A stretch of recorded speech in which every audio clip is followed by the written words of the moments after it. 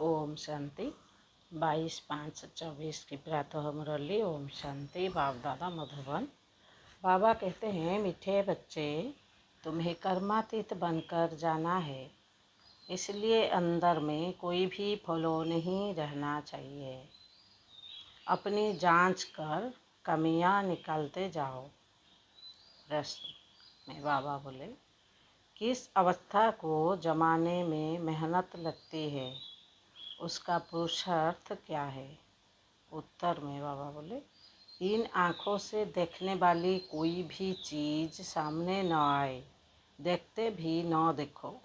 देह में रहते देही अभिमानी रहो। यह अवस्था जमाने में टाइम लगता है।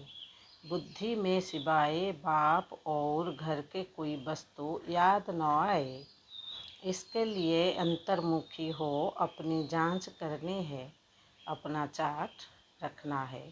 ओम शांति। मीठे मीठे सिकलब्धे रूहानी बच्चे, यह तो जानते हैं कि हम अपनी दैवी राजधानी स्थापन कर रहे हैं। इसमें राजाएं भी है तो प्रजा भी है। पुरुषार्थ तो सब करते हैं। जो जास्ती पुरुषार्थ करते हैं वह जास्ती प्राइज लेते हैं। यह तो एक कॉमन फ़ायदा है। यह कोई नई बात नहीं है। इसको दैवी बगीचा कहो व राजधानी कहो, अभी यह है कलियुगी बगीचा अथवा कांटों का जंगल। उसमें भी कोई बहुत फल देने वाले झाड़ होते हैं, कोई कम फल देने वाले होते हैं, कोई कम रस वाले आम होते, कोई कैसे होते हैं। फलों के ऐसे भिन्न भिन्न प्रकार के झाड़ होते हैं। वैसे ही तुम बच्चों में भी नंबरवार पुरुषार्थ अनुसार है। कोई बहुत अच्छा फल देते हैं, कोई हल्का फल देते हैं, भिन्न भिन्न झाड़ देते हैं, भिन्न भिन्न झाड़ होते हैं। यह फल देने वाला बगीचा है। इस दैवी झाड़ की स्थापना हो रही है अथवा फूलों के बगीचे की स्थापना हो रही है। कल्प पहले मिसल आहिस्ते आहिस्ते मीठे खुशबूदार भी बन रहे हैं। नंबरवार पुरुषार्थ अनुसार सब वैरायटी है ना। बाप के पास भी आते हैं बाप का मुखड़ा दिखने। यह तो जरूर समझते हो बाबा हमको स्वर्ग का मालिक बनाते हैं। यह बच्चों को निश्चय है जरूर। बेहद का बाप हमको बेहद का मालिक बना रहे हैं। मालिक बनने में खुशी भी बहुत होती है। हद के मालिकपने में दुख है। यह खेल भी सुख और दुख का बना हुआ है और यह भी भारतवासियों के लिए ही है। बच्चों को बाबा कहे, पहले अपना घर तो संभालो। घर पर धनी की नज़र रहती है ना, तो बाप भी एक एक बच्चे को बैठ देखते हैं। इनमें कौन कौन से गुण है और कौन से अवगुण है, बच्चे खुद भी जानते हैं। बाबा अगर कहे कि बच्चे तुम सब अपनी अपनी खामियां आप ही लिख कर आओ, तो झट लिख सकते हैं। हम अपने में क्या क्या खामी समझते हैं। कोई ना कोई खामी है जरूर। संपूर्ण तो कोई बने नहीं है। संपूर्ण तो कोई बने नहीं है। हाँ, बनना जरूर है। कल्प कल्प बने हैं, इसमें कोई संशय नहीं है। परंतु इस संशय खामी है, वह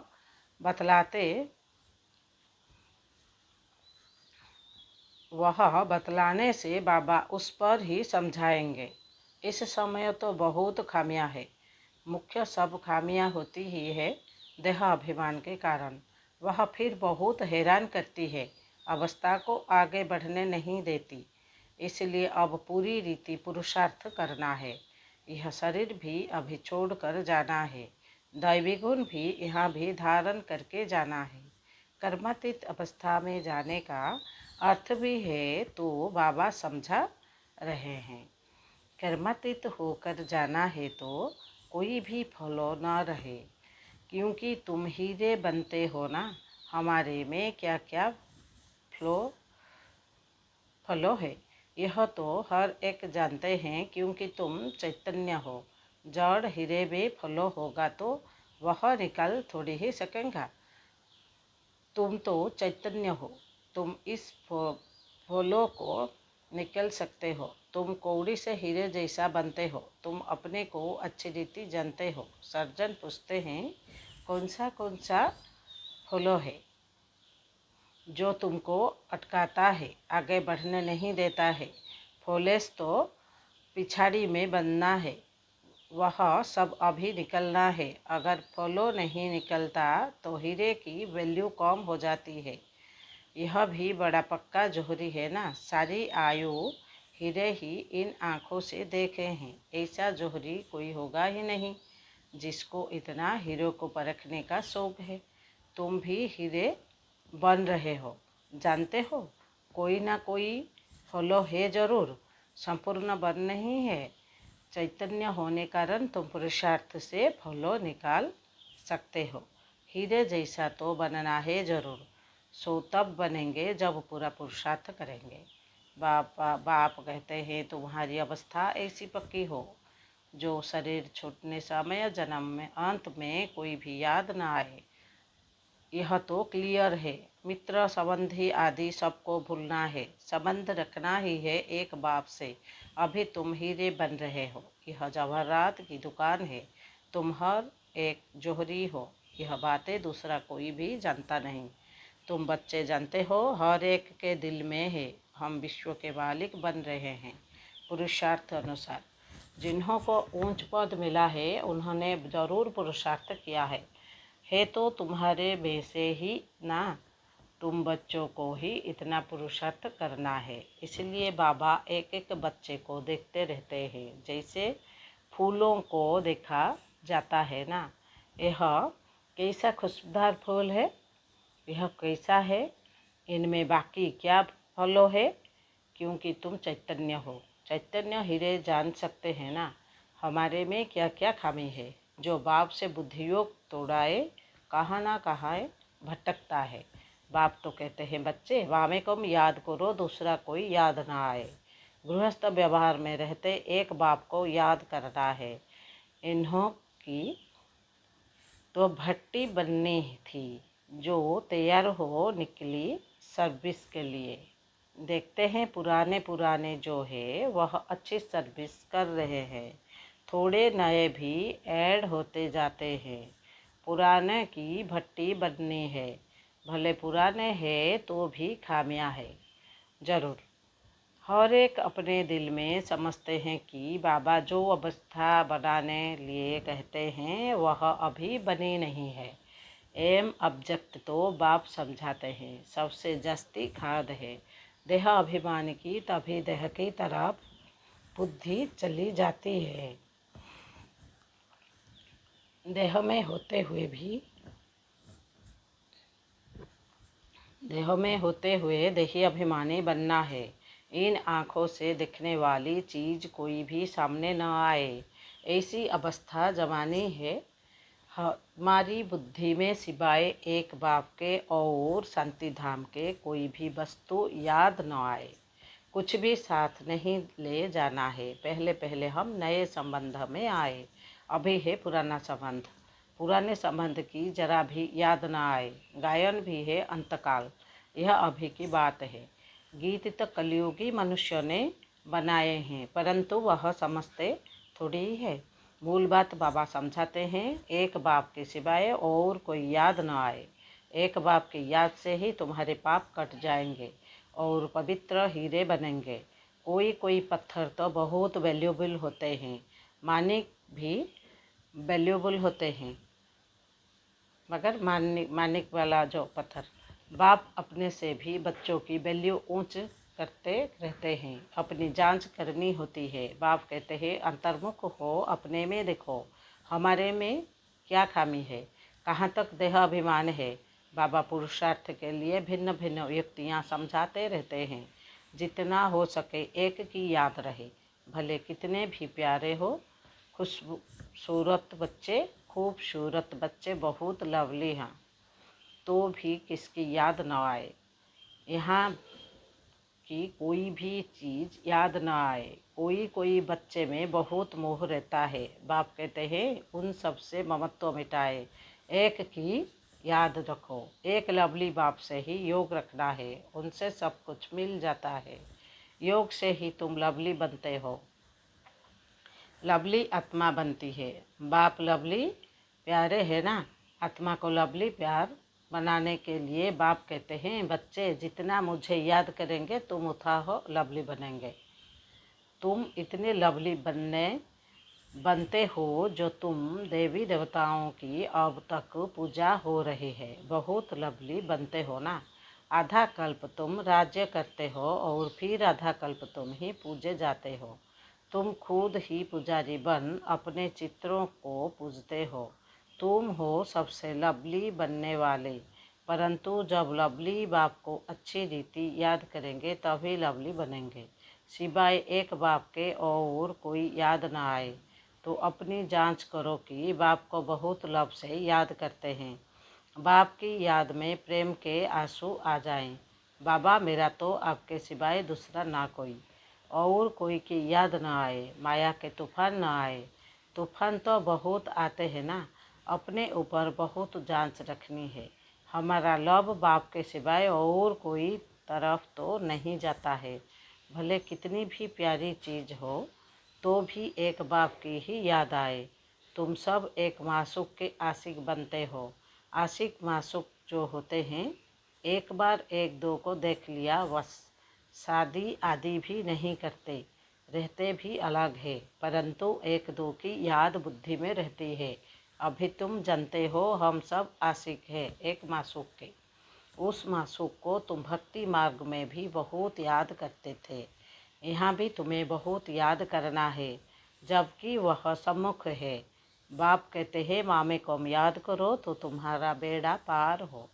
इसमें संशय की कोई बात नहीं है। भगवान से मिलने के लिए सब भक्ति करते हैं। यहाँ कोई कोई बच्चे तो बहुत हड्डी सर्विस करते हैं, सर्विस के लिए जैसे एकदम तड़पते हैं, बहुत मेहनत करते हैं। यह भी तुम जानते हो कि बड़े आदमी इतना नहीं समझ सकेंगे, परंतु तुम्हारी मेहनत कोई व्यर्थ नहीं जाती है। कोई समझकर लायक बनते हैं, फिर बाबा के आगे जाते हैं, फिर बाबा के आगे आते हैं। तुम समझते हो यह लायक है वा नहीं, दृष्टि तो उन्हों को तुम बच्चे से मिलती है। श्रृंगार करने वाले तुम बच्चे हो। जो भी यहाँ आए हुए हैं उन सबको तुम बच्चे ने श्रृंगार कराया है, बाबा ने तुमको कराया है। तुम फिर औरों को श्रृंगार कराए ले आते हो। बाप आफरीन देते हैं, जैसा श्रृंगार किया है ऐसा ही औरों को भी कराते हैं, बल्कि अपने से भी औरों को अच्छा करा सकते हैं। सबकी अपनी अपनी तकदीर है ना। कोई कोई समझने वाले समझाने वाले से भी तिखे हो जाते हैं, समझते हैं इनसे हम अच्छा समझा सकते हैं। समझाने का नशा चढ़ता है तो यह फिर निकल पड़ते हैं। बाप दादा दोनों की दिल पर चढ़ पड़ते हैं। बहुत नए नए हैं जो पुरानों से भी तिखे हैं, कांटों से अच्छा फूल बन पड़े हैं। इसलिए बाबा एक एक को बैठ देखते हैं, इनमें क्या क्या कमी है। यह कमी इनमें से निकल जाए तो बहुत अच्छी सर्विस करे। भगवान है ना, भगवान बागबान है ना, दिल होता है। उठकर पिछाड़ी में भी जाकर देखूं, क्योंकि पिछाड़ी में भी जाकर बैठते हैं। अच्छे अच्छे महारथियों को तो फ्रंट में बैठना चाहिए। इसमें किसको धक्का आने की तो बात ही नहीं। अगर धक्का आएगा रूठेंगे तो अपनी तकदीर से रूठेंगे। सामने फूलों को देखो, देख देख अथाह खुशी होती है। यह बड़ा अच्छा है, इसमें थोड़ा डिफेक्ट है। यह बहुत अच्छा साफ है, इनमें अंदर कोई जंग जमी पड़ी है तो वह सारा किचड़ा निकलना है। बाप जैसा लव कोई नहीं करता। स्त्री का भी पति में लव रहता है ना, पति का इतना नहीं होता, वह तो दूसरी तीसरी स्त्री कर लेते हैं। स्त्री का तो पति गया बस, या हंसने हुस्ने या हुस्ने करती रहती है, या हुस्ने करती रहती है। पुरुषों के लिए तो एक जुत्ती गई तो और कर लेंगे। शरीर को जुत्ती कहा जाता है। शिव बाबा का भी लांग बूट है ना। अब तुम बच्चे समझते हो, हम बाबा को याद करेंगे, फर्स्ट क्लास बनेंगे। कोई कोई फैशनेबल होते हैं तो जूतियाँ भी 4-5 रखते हैं। नहीं तो आत्मा की जूती एक है, पाँव की जूती भी एक होनी चाहिए, परंतु यह एक फैशन पड़ गया है। अभी तुम समझते हो बाप से हम क्या वर्षा पाते हैं। हम उस पैराडाइज के मालिक बन रहे हैं। हेवन को कहा ही जाता है वंडर ऑफ वर्ल्ड। जरूर हेवनेल गॉड फादर हेवन स्थापन करेंगे। अब तुम प्रैक्टिकल में श्रीमत पर अपने लिए स्वर्ग की स्थापना कर रहे हो। यहाँ तो कितने बड़े बड़े महल बनाते हैं, यह सब खत्म हो जाएंगे। तुम वहाँ क्या करोगे? दिल में आना चाहिए। यहाँ तो हमारे पास कुछ भी नहीं है। वैसे ही भल बाहर में घर गृहस्थों में रखते हैं। बोले वैसे ही भल बाहर में घर गृहस्थों में रहते हैं। यह भी समझते हैं सब कुछ बाबा का है, हमारे पास तो कुछ नहीं। हम ट्रस्टी है, ट्रस्टी कुछ नहीं देखते हैं, बाबा ही मालिक है। यह सब कुछ बाबा का है। घर में रहते भी ऐसे समझो। साहूकारों की बुद्धि में तो यह बातें आ ना सके। बाबा कहते हैं ट्रस्टी हो रहो, कुछ भी करो, बाबा को इशारा देते रहो। लिखते हैं बाबा मकान बनाओ, बाबा कहेंगे भले बनाओ, ट्रस्टी होकर रहो। बाप तो बैठा है ना। बाप जाएंगे तो सब इकट्ठे जाएंगे अपने घर, फिर तुम चले जाएंगे अपनी राजधानी में। हमको फिर कल्प कल्प आना ही है पावन बनाने। आने समय पर आता हूँ, अपने समय पर आता हूँ। अच्छा, मीठे मीठे सिकिलुद्धे बच्चों प्रति माता पिता बाप दादा का याद प्यार और गुड मॉर्निंग। रूहानी बाप की रूहानी बच्चों को नमस्ते। धारणा के लिए मुख्य सार। पहला पॉइंट में बाबा ने बोले सभी से ममत्व निकाल, एक लवली बाप को याद करना है, अंतर्मुख हो, अपनी कमियां की जांच कर निकलना है, वैल्यूबल हीरा बनना है। दूसरा पॉइंट में बाबा ने बोले जैसे बाप ने हम बच्चों को श्रृंगार किया है, ऐसे सबका श्रृंगार करना है। कांटों को फूल बनाते की सेवा में लग जाना है, ट्रस्टी होकर रहना है। फिर बाबा वरदान में बोले ब्राह्मण जीवन में एकाग्रता के पाठ द्वारा रूहानी रॉयल्टी में रहने वाले संपूर्ण पवित्र भव। विस्तार में बाबा बोले हम ब्राह्मण जीवन में एकाग्रता का पाठ पक्का कर प्योरिटी की रॉयल्टी को धारण कर लो तो सारे कल्प में यह रूहानी रॉयल्टी चलती रहेगी। आपके रूहानी रॉयल्टी और प्योरिटी की चमक परमधाम में सर्व आत्माओं में श्रेष्ठ है।